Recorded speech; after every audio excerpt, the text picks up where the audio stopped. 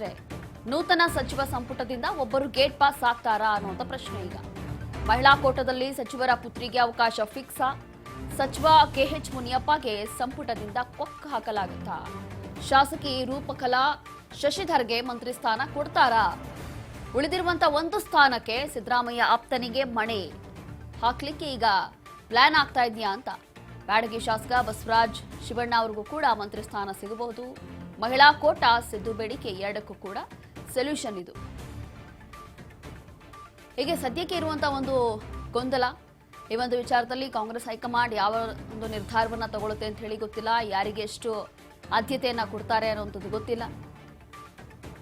ಈಗ ಸದ್ಯಕ್ಕೆ ಆಗ್ತಾ ಇರುವಂತಹ ಚರ್ಚೆ ಬಹಳ ಚರ್ಚೆ ಆಗ್ತಾ ಇದೆ ಈಗ ರಾಜ್ಯ ಕಾಂಗ್ರೆಸ್ನಲ್ಲಿ. ಕೆಎಚ್ ಮುನಿಯಪ್ಪ ಅವ್ರಿಗೆ ಏನಾದರೂ ಸಂಪುಟದಿಂದ ಹೊರಗಾಗ್ತಾರಾ ಅಥವಾ ಈಗಾಗಲೇ ಅವರು ಕೂಡ ಹಿರಿಯರಿದ್ದಾರೆ, ಹೌದು, ಅವರು ಕೂಡ ಆಕಾಂಕ್ಷಿ ಆಗಿದ್ರು, ಹಲವು ವರ್ಷ ಪಕ್ಷಕ್ಕೋಸ್ಕರ ಕೆಲಸ ಮಾಡಿದ್ದಾರೆ. ಮತ್ತಷ್ಟು ಡೀಟೇಲ್ಸ್ ಕೊಡ್ತಾರೆ ನಮ್ಮ ಅಸೋಸಿಯೇಟ್ ಎಡಿಟರ್ ಗೋವಿಂದ್ ಸರ್. ಈಗ ಸದ್ಯಕ್ಕೆ ಇರುವಂತಹ ಒಂದು ಕುತೂಹಲ ಜೊತೆಗೆ ಒಂದು ರೀತಿಯಾಗಿ ಚರ್ಚೆ ಆಗ್ತಾ ಇದೆ ರಾಜ್ಯ ಕಾಂಗ್ರೆಸ್ನಲ್ಲಿ, ಅಥವಾ ಈ ಒಂದು ಕ್ಯಾಬಿನೆಟ್ ಇಂದ ಯಾರು ಹೊರಗೆ ಹೋಗ್ತಾರೆ, ಯಾರು ಒಳಗೆ ಬರ್ತಾರೆ ಗೊತ್ತೇ ಆಗ್ತಲ್ಲ. ಇವಾಗ ಒಂದು ಸ್ಥಾನ ಉಳಿದಿದೆ. ಈ ಒಂದು ವಿಚಾರದಲ್ಲಿ ಹೈಕಮಾಂಡ್ ಒಂದು ಉದ್ದೇಶ ಏನಿರ್ಬೋದು? ರೋಶಿನಿ, ಸಹಜವಾಗಿ ಸಂಪುಟ ವಿಸ್ತರಣೆ ಆದ ಬಳಿಕ ಒಂದು ರೀತಿಯ ದೊಡ್ಡ ಮಟ್ಟದ ಅಸಮಾಧಾನ ಸ್ಫೋಟ ಆಗಿರುವಂತದ್ದು. ಅದು ಎಲ್ಲೋ ಒಂದ್ ಕಡೆ ಈ ಒಂದು ಸಂಪುಟ ವಿಸ್ತರಣೆ ವಿಚಾರ ಸಂಬಂಧಪಟ್ಟಂತೆ ಖುದ್ದು ಸಿದ್ದರಾಮಯ್ಯ ಅವರು ಕೂಡ ತಮ್ಮ ಅಸಮಾಧಾನವನ್ನು ನೇರವಾಗಿ ಹೊರ ಹಾಕಿರುವಂತದ್ದು. ಸಂಪುಟ ವಿಸ್ತರಣೆ ಕಾರ್ಯಕ್ರಮಕ್ಕೆ ಅವ್ರು ಗೈರಾಗುವ ಮೂಲಕ ಎಲ್ಲೋ ಒಂದ್ ಕಡೆ ಹೈಕಮಾಂಡ್ ನಾಯಕರಿಗೂ ಒಂದು ರೀತಿಯ ಸ್ಪಷ್ಟವಾದಂತಹ ಸಂದೇಶವನ್ನ ಒಂದು ರವಾನೆ ಮಾಡುವಂತ ಪ್ರಯತ್ನಕ್ಕೂ ಕೂಡ ಮುಂದಾಗಿದ್ದವು. ಕಾರಣ ಇಷ್ಟೇ, ತಾವು ಪ್ರಸ್ತಾಪ ಮಾಡಿದಂತಹ, ತಾವು ಶಿಫಾರಸು ಮಾಡಿದಂತ ಶಾಸಕರಿಗೆ ಸಚಿವ ಸ್ಥಾನ ಸಿಕ್ಕಿಲ್ಲ ಅಂತ. ಪ್ರಮುಖವಾಗಿ ಜಮೀರ್ ಅಹಮದ್ ಖಾನ್ ವಿಚಾರ ಸಂಬಂಧಪಟ್ಟಂತೆ ಸಿದ್ದರಾಮಯ್ಯ ಯಾವುದೇ ಕಾರಣಕ್ಕೂ ಕೂಡ ಜಮೀರ್ ಅಹಮದ್ ಖಾನ್ ಅವರಿಗೆ ಸಚಿವ ಸ್ಥಾನ ಕೊಡೋದು ಬೇಡ ಅಂತೇಳಿ ರಿಜ್ವಾನ್ ಅರ್ಷದ್ ಅವರ ಹೆಸರನ್ನ ಪ್ರಸ್ತಾಪ ಮಾಡಿದ್ರು. ರಿಜ್ವಾನ್ ಅರ್ಷದ್ ಅವ್ರಿಗೂ ಸಚಿವ ಸ್ಥಾನ ಸಿಕ್ತು, ಒಂದ್ ಕಡೆ ಜಮೀರ್ ಅಹಮದ್ ಅವ್ರಿಗೂ ಕೂಡ ಸಿಕ್ತು.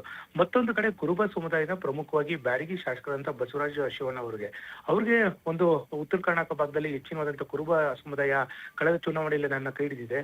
ಹಾಗಾಗಿ ಆ ಒಂದು ಭಾಗದಲ್ಲಿ ಕುರುಬ ಸಮುದಾಯಕ್ಕೆ ನೀವು ಮಂತ್ರಿ ಸ್ಥಾನ ಕೊಡ್ಲೇಬೇಕು ಅಂತೇಳಿ ಅವರ ಹೆಸರನ್ನ ಶಿಫಾರಸು ಮಾಡಿದ್ರು.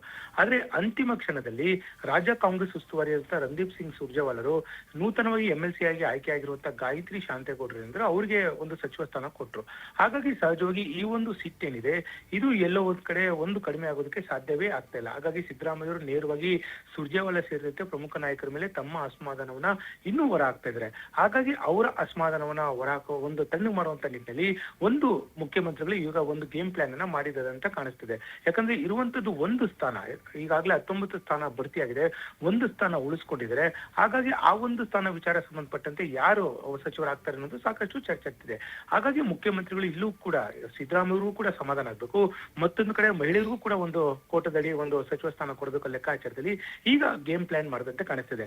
ಹಾಗಾಗಿ ಏನು ಆರ ಸಚಿವರಂತ ಕೆಎಚ್ ಮುನಿಯಪ್ಪನವರು ಅವರ ಪುತ್ರಿ ರೂಪ ಶಶಿಧರ್ಗೆ ಸಚಿವ ಸ್ಥಾನ ಕೊಡೋದು ಅಂದ್ರೆ ಮುನಿಯಪ್ಪರು ಸಚಿವ ಸ್ಥಾನಕ್ಕೆ ರಾಜೀನಾಮೆ ಕೊಡಿಸಿ ಅವರ ಪುತ್ರಿಗೆ ಒಂದು ಸಚಿವ ಸ್ಥಾನ ಕೊಡಿಸೋ ಮೂಲಕ ಎಲ್ಲೋ ಒಂದ್ ಕಡೆ ಮಹಿಳಾ ಕೋಟ ತುಂಬಬಹುದು. ಮತ್ತೊಂದು ಸ್ಥಾನ ಖಾಲಿ ಇರೋದ್ರಿಂದ ಆ ಒಂದು ಸ್ಥಾನವನ್ನ ಬಸವರಾಜ್ ಶಿವಣ್ಣ ಅವರಿಗೆ ಕೊಡೋ ಮೂಲಕ ಎಲ್ಲೋ ಒಂದ್ ಕಡೆ ಸಿದ್ದರಾಮಯ್ಯವರು ಏನೋ ತಮ್ಮ ಅಸಮಾಧಾನ ಹೊರ ಹಾಕಿದರೆ ಆ ಒಂದು ಅಸಮಾಧಾನವನ್ನ ತಣ್ಣಗೆ ಮಾಡುವಂತ ಪ್ರಯತ್ನಕ್ಕೆ ಮುಖ್ಯಮಂತ್ರಿಗಳು ಬಂದಿದ್ದಾರೆ ಅನ್ನೋದು ಈಗ ಸಿಕ್ತಿರುವಂತಹ ಮಾಹಿತಿ. ಈ ಒಂದು ವಿಚಾರ ಸಂಬಂಧಪಟ್ಟಂತೆ ಈಗಾಗಲೇ ರಣದೀಪ್ ಸಿಂಗ್ ಸುರ್ಜೇವಾಲಾ ಅವರು ಕೂಡ ಏನು DK ಶಿವಕುಮಾರ್ ಮಾಹಿತಿಯನ್ನು ಕೂಡ ಕೊಟ್ಟಿದ್ದಾರೆ.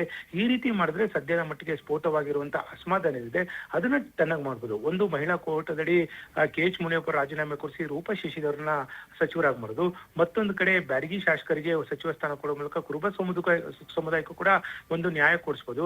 ಆ ಮೂಲಕ ಸಿದ್ದರಾಮಯ್ಯರ ಒಂದು ಅಸಮಾಧಾನ ಏನಿದೆ ಇದಕ್ಕೆ ಬ್ರೇಕ್ ಹಾಕ್ಬಹುದು ಲೆಕ್ಕಾಚಾರದಲ್ಲಿ ಈಗ ಸಹಜವಾಗಿ ಇದ್ದಂತೆ ಕಾಣಿಸ್ತದೆ.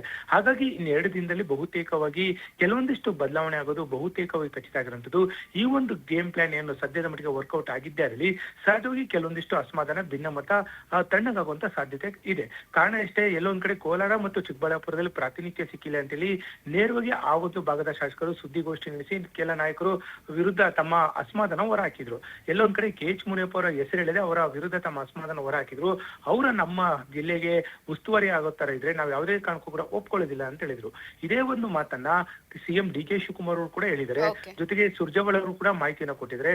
ಹಾಗಾಗಿ ಕಾದೊಡಬೇಕಾಗುತ್ತೆ. ಆ ಒಂದು ಅಸಮಾಧಾನ ತಣ್ಣಗೆ ಮಾಡೋದಕ್ಕೆ ಈಗ ಮುಖ್ಯಮಂತ್ರಿಗಳು ಒಂದೇ ಕಲ್ಲಲ್ಲಿ ಎರಡು ಅಕ್ಕಿನ ಹೊಡೆಯುವಂತ ಗೇಮ್ ಪ್ಲಾನ್ ಅನ್ನ ಮಾಡಿದ್ದಾರೆ ಅನ್ನೋದು ಈಗ ಮಾಹಿತಿ ಸಿಗ್ತಾ ಇದೆ. Roshini, thank you Govind sir, ನಿಮ್ಮೆಲ್ಲ ಡೀಟೇಲ್ಸ್ಗಾಗಿ.